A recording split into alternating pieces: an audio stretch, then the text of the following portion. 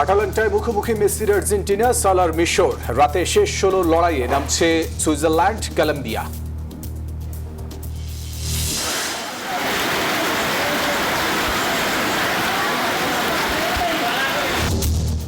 কক্সবাজারের একাধিক স্থানে পাহাড় ধস, প্রাণহানি। আমরা এখানে অনেক আতঙ্ক আছি, অনেক পাহাড় ভাঙছে, তারপর আরো অনেক জনের ক্ষয়ক্ষতি হয়েছে। রেকর্ড বৃষ্টিপাত, জলাবদ্ধ বন্দর নগরী চট্টগ্রাম। পানি হইলে এই রাস্তায় কাদালগঞ্জের রাস্তাটা সম্পূর্ণ ডুবে যায়। কত কষ্ট করে এখন কাজে যাবো, কাজ চলে যাবো, সেজন্য আইতেছি। সেনাবাহিনীর প্রশিক্ষণ মহড়া পরিদর্শন প্রধানমন্ত্রীর। স্বাস্থ্যসেবা নিশ্চিতে উদ্যোক্তা তৈরির তাগিদ doctor জুবাইদার। Health entrepreneurship is not only about starting companies or commercializing health services. গণভোটের রায় বাস্তবায়ন সহ 6 দাবিতে স্পিকারের কাছে 11 দলের স্মারকলিপি। প্রয়োজনে ফের বিপ্লবের হুঁশিয়ারি। এবং নতুন অধ্যায় খুলে দিতে পারে বাংলাদেশ, মিয়ানমার, চীন অর্থনৈতিক করিডোর। কৌশলগত প্রস্তুতি নেওয়ার পরামর্শ বিশ্লেষকদের।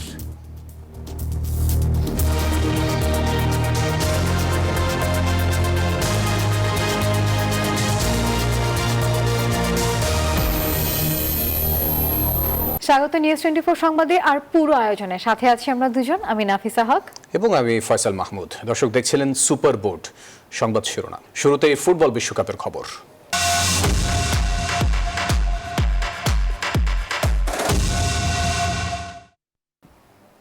আটালান্টায় বিশ্বকাপের শেষ 16 ম্যাচে মিশরের বিপক্ষে লড়ছে মেসির আর্জেন্টিনা। হাই ভোল্টেজ এই ম্যাচে একাদশে 3টি পরিবর্তন এনেছেন আর্জেন্টাইন কোচ লিওনেল স্কলোনি।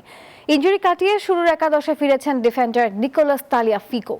আক্রমণ ভাগেও এসেছে পরিবর্তন। প্রথম 4 ম্যাচে মূল একাদশে থাকা লাউতারো মার্টিনেজের জায়গায় এসেছেন হুলিয়ান অ্যালভারেজ। মাঝ মাঠে শুরু থেকেই খেলবেন লিয়ান্দ্রো পারেদেস। অন্যদিকে ওমর মারমুশকে বেঞ্চে রেখে মাঠে নেমেছে মিশর। বিশ্বকাপে দুই দলের এটি প্রথম মুখোমুখি লড়াই।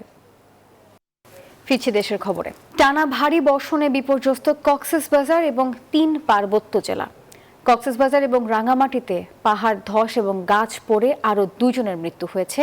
আহত হয়েছেন বেশ কয়েকজন। আর চট্টগ্রামে রেকর্ড বৃষ্টিপাতে জলাবদ্ধতায় চরম দুর্ভোগে রয়েছে নগরবাসী। রহমাননগরে দেয়াল ধসে মৃত্যু হয়েছে একজনের, আহত আরও কয়েকজন। রেল লাইনে পানি উঠে ও গাছ ভেঙে পড়ায় আটকা পড়ে কক্সবাজারগামী পর্যটক এক্সপ্রেস। সমুদ্র বন্দরগুলোতে এখনও বহাল রয়েছে 3 নম্বর সতর্ক সংকেত। বিস্তারিত ডেস্ক রিপোর্ট। টানা বৃষ্টিতে কক্সবাজারের দরিয়াননগরে বসতঘরে পাহাড় ধসের ঘটনায় চাপা পড়েন 4 জন। ঘটনাস্থলেই মৃত্যু হয় 1 নারীর। পরিবারের বাকি 3 সদস্যকে জীবিত উদ্ধার করা হয়। হঠাৎ করে দেখি একজনের একটু করে দেখা যায়, আরেকজনের হাত দেখা যায়। হাত দেখা যাওয়ার পরে এরা উদ্ধার করছি। বৃষ্টি যখন হয়েছে তাদের থেকে একটা ভালো একটা পরিবেশে চলে যাওয়ার একটা উদ্দেশ্য ছিল। পাহাড় ধসের শঙ্কায় দিন পার করছেন বান্দরবানের হাজারো মানুষ। বিপদসীমার উপরে মাতামুহুরী নদীর পানি। লামা ও আলীকদমের নিম্নাঞ্চল প্লাবিত হয়েছে। সড়ক তলিয়ে যাওয়ায় বন্ধ আছে যোগাযোগ। বান্দরবনে অনেকদিন ধরে বৃষ্টি হওয়ার কারণে আমরা এখানে অনেক আতঙ্ক আছি, অনেক পাহাড় ভাঙছে, তারপর আরো অনেক জনের ক্ষয়ক্ষতি হয়েছে। গত কয়েকদিন বৃষ্টির কারণে আমার ওইখানে পাহাড় ভাঙি পড়ছে। অন্যদিকে সাঙ্গু নদীর পানি বৃদ্ধি পাওয়ায় থানচি, তিন্দু, রেমাক্রি ও নাফাখুমে আটকে পড়া পর্যটকদের উদ্ধার করেছে স্থানীয় প্রশাসন। আগামী 10 জুলাই পর্যন্ত বান্দরবনে ভ্রমণ নিষিদ্ধ ঘোষণা করা হয়েছে। খাগড়াছড়িতে ভারী বৃষ্টিপাতের ফলে চেঙ্গি ও মাইনে নদীর পানি বৃদ্ধি পেয়ে নিম্নাঞ্চল প্লাবিত হয়ে গেছে। শহরের বেশ কয়েকটি এলাকায় পানি ঢুকে পড়েছে। রাঙামাটিতে গাছ উপড়ে পড়ে একজনের মৃত্যু হয়েছে। চট্টগ্রামের টানা বর্ষণে তলিয়ে গেছে নগরীর কাতালগঞ্জ, চকবাজার, বাকুলিয়া, আগ্রাবাদ সহ বেশ কিছু এলাকা। রহমাননগর আবাসিকে দেয়াল ধসে এক যুবক নিহত হয়েছেন। আহত হয়েছেন 4 জন। রেল লাইনে পানি উঠে ও গাছ ভেঙে পড়ায় আটকা পড়ে কক্সবাজারগামী পর্যটক এক্সপ্রেস।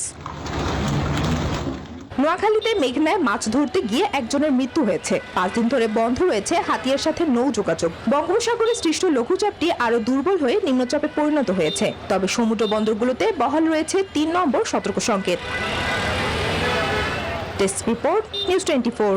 বন্যার ঝুঁকি মোকাবেলায় সব জেলায় বিশেষ বরাদ্দ দেওয়ার সিদ্ধান্ত হয়েছে বলে জানিয়েছেন দুর্যোগ ব্যবস্থাপনা ও ত্রাণ মন্ত্রী আসাদুল হাবিব দুলু।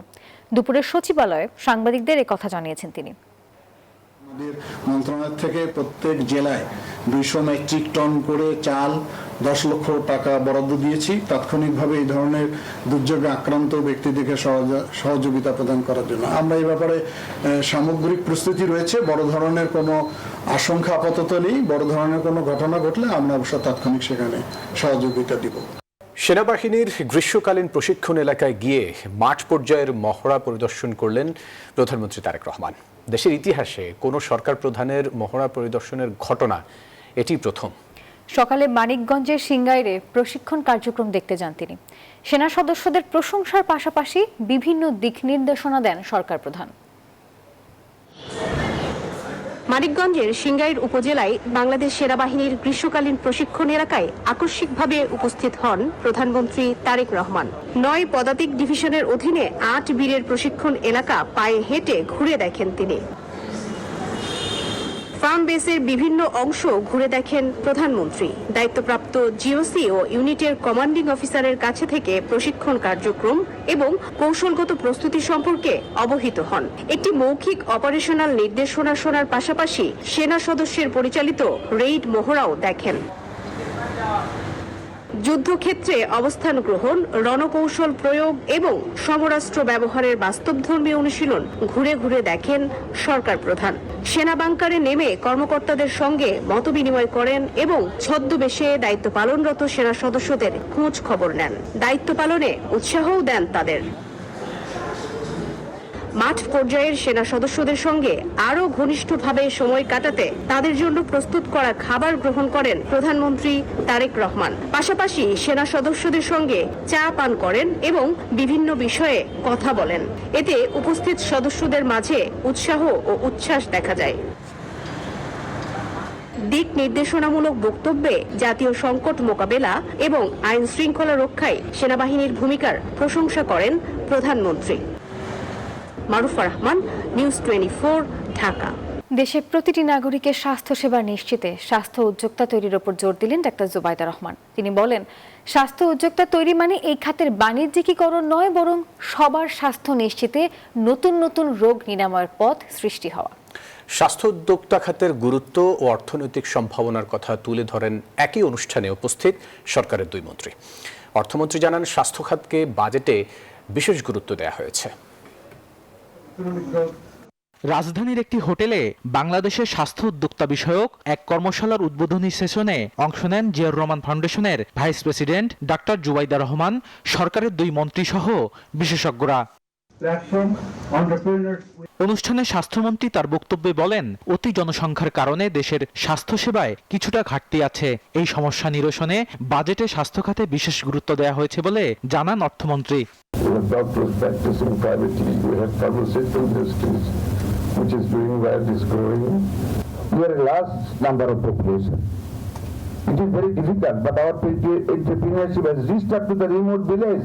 এ সময় প্রধান অতিথির বক্তব্যে ডাক্তার জুবাইদা রহমান বলেন, স্বাস্থ্য খাতের চ্যালেঞ্জগুলো মোকাবেলা করতে সাহসী ও উদ্ভাবনী পদক্ষেপ নিতে নতুন প্রজন্মকে সম্পৃক্ত করা দরকার। Health entrepreneurship is not only about starting companies or commercializing health services. It is about using creativity, evidence, and discipline to solve real health problems. Doctor Zubaida বলেন, বাংলাদেশের মানুষকে তাদের স্বাস্থ্য ব্যয়ের 72% নিজেদের পকেট থেকে দিতে হয়। এই বিষয়েও পদক্ষেপ নেবে সরকার। The people of Bangladesh pay 72% of health expenses, making illness one of the leading causes of poverty. এই ধরনের কর্মশালা বাংলাদেশের স্বাস্থ্য উদ্যোক্তা প্রশিক্ষণের জন্য স্থানীয়ভাবে উপযুক্ত পথ তৈরি করবে বলেও প্রত্যাশা এই বিশিষ্ট চিকিৎসকের। Bangladesh has always been a nation of resilience. Badrul Alam Shaon, news 24, Dhaka. Bangladesh ও মালয়েশিয়ার ঐতিহাসিক বন্ধুত্বপূর্ণ সম্পর্ক আগামীতে আরও জোরদার হবে, আশাবাদ ব্যক্ত করেছেন মালয়েশিয়ার হাই কমিশনার মোহাম্মদ সুহাদা উসমান। মঙ্গলবার রাজধানীর বসুন্ধরায় দৈনিক কালের কণ্ঠ কার্যালয় পরিদর্শনকালে এসে এই মন্তব্য করেছেন তিনি। আর এ সময় পত্রিকাটির কার্যালয়ে তিনি সম্পাদকীয় পর্ষদের সাথে মত বিনিময় করেন। মঙ্গলবার সকাল 11টা রাজধানীর বসুন্ধরা আবাসিক এলাকায় দেশের প্রথম সারির দৈনিক কালের কণ্ঠ কার্যালয়ে পৌঁছান মালয়েশিয়ার হাই কমিশনার মোহাম্মদ সোহাদা ওসমান। এ সময় তাকে ফুল দিয়ে স্বাগত জানান পত্রিকাটির ভারপ্রাপ্ত সম্পাদক মেহেদী হাসান তালুকদার এবং নির্বাহী সম্পাদক হায়দার আলী। পরে তিনি কালের কণ্ঠের নিয়মিত একটি অনুষ্ঠানে অংশ নেন। এরপর প্রতিষ্ঠানটি ঘুরে ঘুরে পরিদর্শন করেন তিনি। রাষ্ট্রদূতের সম্মানে মোমেন্ট অফ অনার শীর্ষক বিশেষ পর্বের আয়োজন করা হয়। এতে স্বাগত বক্তব্য রাখেন কালের কণ্ঠের নির্বাহী সম্পাদক Haider Ali. By the recent historic maiden foreign visit of the Honorable Prime Minister of Bangladesh, Mr. Tareq Rahman, to Malaysia. By the choosing Malaysia as his first international destination, he has underscored the immense importance we place on our partnership. বর্তমান ভূ রাজনীতিতে বিভিন্ন দেশের মধ্যে প্রতিযোগিতা থাকলেও মালয়েশিয়ার সঙ্গে বাংলাদেশের সম্পর্ক সম্পূর্ণ ভিন্ন বলে মন্তব্য করেন কালের কণ্ঠের ভারপ্রাপ্ত সম্পাদক মেহেদী Hasan Talukdar. For Malaysia, we have a special place for the Bangladeshis. No controversy with this relationship because in geopolitics we have competitors, but for Malaysia we have no competitor. এরপরে সম্পাদকীয় বিভাগের সদস্যদের সাথে নানা বিষয়ে মতবিনিময় করেন হাই কমিশনার। এ সময় সম্প্রতি প্রধানমন্ত্রী তারেক রহমানের মালয়েশিয়া সফরের গুরুত্ব তুলে ধরেন তিনি। It was very insightful, and I want to thank also for the opportunity given to me to be here, and look forward for more cooperation with Kalakanto. এ সময় বস্তুনিষ্ঠ সংবাদ উপস্থাপনায় দেশের শীর্ষ গণমাধ্যমটির ভূয়সী প্রশংসা করে দুই দেশের সম্পর্কের ইতিবাচক দিকগুলো সাধারণ মানুষের কাছে পৌঁছে দিতে তাদের সর্বোচ্চ সহযোগিতা চান হাই কমিশনার। আল মোহাইমিনুল খান, নিউজ 24, ঢাকা। দেশে বিনিয়োগের পরিবেশকে আমূল বদলে দিতে বড় ধরনের সংস্কার বাস্তবায়ন করছে সরকার, যেখানে 48 ঘন্টায় কোম্পানি নিবন্ধন ও মাত্র একদিনে বিদেশি মূলধন প্রত্যাহারের মতো উদ্যোগ নেওয়া হয়েছে। যাকে স্বাগত জানিয়েছেন ব্যবসায়ীরা। তবে শুধু নীতিমালা করে নয়, বরং এর দ্রুত বাস্তবায়ন চান তারা। আবি আব্দুল্লাহ জানাচ্ছেন বিস্তারিত। 8 বছর ধরে স্মারক তৈরি ও বিপণন ব্যবসা করছেন তরুণ উদ্যোক্তা শাফাত কাদির। কিন্তু তার ব্যবসা শুরুর গল্পটা মোটেও সহজ ছিল না। ট্রেড লাইসেন্স থেকে শুরু করে ব্যাংক ঋণ কিংবা পেমেন্ট ডকুমেন্ট সাবমিট সব ক্ষেত্রেই পদে পদে ভোগান্তিতে পড়তে হয়েছে তাকে। এখনো ব্যবসা পরিচালনায় আমলাতান্ত্রিক জটিলতায় পড়েন প্রায়ই। এত টাকা থাকার পরেও সঠিকভাবে কি আমাদের দিকে চ্যানেল হচ্ছে কিনা সেটা কিন্তু একটা দেখার বিষয়। শাফাতের মতো দেশের সব উদ্যোক্তার গল্প প্রায় একই, তবে সেই পরিস্থিতির পরিবর্তনের আভাস মিলছে এবার। উদ্যোক্তাদের ভোগান্তি কমাতে এবার বড় ধরনের ডিরেগুলেশন বা বিধিনিষেধ শিথিলকরণের পথে হাঁটছে সরকার। বিনিয়োগ বান্ধব পরিবেশ গড়তে মাত্র 48 ঘন্টায় মিলবে কোম্পানি নিবন্ধন, আর 7 দিনেই নিশ্চিত হবে ব্যবসার সিংহভাগ লাইসেন্স। একই সাথে ডিজিটাল সিঙ্গেল উইন্ডোর মাধ্যমে পরিবেশ ও ফায়ার সেফটির সব সেবা এবং এক কর্মদিবসে 100 কোটি টাকা পর্যন্ত বিদেশি মূলধন প্রত্যাহারের সুবিধাও থাকছে এই পরিকল্পনায়। ব্যবসায়ীরা বলছেন, কাঠামোগত বাধা দূর করতে কার্যকর বাস্তবায়ন নিশ্চিত করা না গেলে আসবে না কাঙ্ক্ষিত বিনিয়োগ। এই স্ট্রিমলাইনিং এর কাজটা যদি না করি আমরা, তাহলে আসলে দেশের বিনিয়োগের স্বার্থে যে স্টেপগুলো নেওয়া দরকার সেটা নেওয়া যাবে না। অর্থনীতিবিদরা বলছেন, কর ছাড় বা আর্থিক প্রণোদনার চেয়ে বিনিয়োগকারীদের মধ্যে আস্থা ও নীতির ধারাবাহিকতা বেশি জরুরি। এখনো পর্যন্ত সবকিছু আমাদের অটোমেটেড নয় এবং আমরা এখনো পর্যন্ত ডেস্ক ওয়ার্ক করি এবং হার্ড কপিতে কাজ করি। তো এখন এটাকে পুরোপুরি ডিজিটাল ফর্মে নিয়ে আসাটা খুব ইম্পর্টেন্ট। সংস্কার বাস্তবায়নে উচ্চ পর্যায়ে টাস্ক ফোর্স ও মনিটরিং ব্যবস্থা গড়ে তুলছে সরকার। আবি আব্দুল্লাহ, নিউজ 24, ঢাকা। দক্ষিণ এশিয়ার কৌশলগত এক নতুন অধ্যায় খুলে দিতে পারে বেইজিং প্রস্তাবিত বাংলাদেশ মিয়ানমার চীন অর্থনৈতিক করিডোর।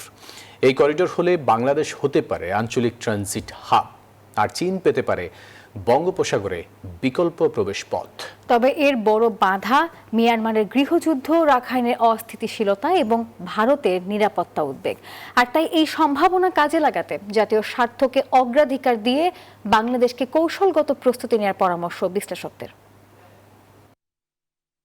কুনমিং থেকে চট্টগ্রাম একটি করিডোর, যা বদলে দিতে পারে দক্ষিণ এশিয়ার অর্থনীতি, আবার উস্কে দিতে পারে নতুন ভূ রাজনৈতিক প্রতিযোগিতাও। চীনের লক্ষ্য মালাক্কা প্রণালীর উপর নির্ভরতা কমিয়ে ইউনানকে সরাসরি বঙ্গোপসাগরের সঙ্গে যুক্ত করা, আর সেই পথের কেন্দ্রে বাংলাদেশ। চট্টগ্রাম ও মংলা বন্দর ব্যবহার করে চীন পেতে পারে বিকল্প সমুদ্র, আর বাংলাদেশ হয়ে উঠতে পারে আঞ্চলিক ট্রানজিট ও লজিস্টিক হাব। তাই এই করিডোরকে শুধু অবকাঠামো নয়, আঞ্চলিক শক্তির ভারসাম্যের নতুন সমীকরণ হিসেবেও দেখা হচ্ছে। তবে সেই করিডোরের পথে সবচেয়ে বড় বাধা মিয়ানমারের গৃহযুদ্ধ, কারণ এর একটি গুরুত্বপূর্ণ অংশ রাখাইন রাজ্য দিয়ে যাবে, যেখানে বিরাজ করছে সংঘাতময় পরিস্থিতি। এ নিয়ে উদ্বিগ্ন ভারতও। দিল্লির আশঙ্কা, বঙ্গোপসাগরে চীনের অর্থনৈতিক উপস্থিতি ভবিষ্যতে কৌশলগত প্রভাব বাড়াতে পারে। বিশেষজ্ঞদের মতে প্রয়োজনীয় নিরাপত্তা ও রাজনৈতিক সমঝোতা নিশ্চিত হলে এই করিডোর থেকে ভারতও লাভবান হবে। আমাদের যেটা দেখা দরকার, এবং আমি প্রথমেই বলেছি যে নিয়ে গবেষণা করা দরকার বড় আকারে, আমার স্বার্থটা রক্ষিত হচ্ছে কিনা, রিস্কগুলো দেখা দরকার। এখানে ভারত কিভাবে নিবে সেই গবেষণাটা দরকার, যুক্তরাষ্ট্র কিভাবে দিবে সেটা দেখা দরকার। কিন্তু আমার কথা হচ্ছে বড় আকারে দরকার যে আমার জনগণ এর মাধ্যমে লাভ হবে কিনা। চীন অবশ্য বলছে এই উদ্যোগের লক্ষ্য অর্থনৈতিক সংযোগ জোরদার করা, ভূ রাজনৈতিক প্রতিযোগিতা নয়। Desk report, news 24। দর্শক, আর এই ছিল নিউজ 24 সংবাদের এখনকার আয়োজনে। এতক্ষণ সাথে থাকার জন্য ধন্যবাদ সবাইকে।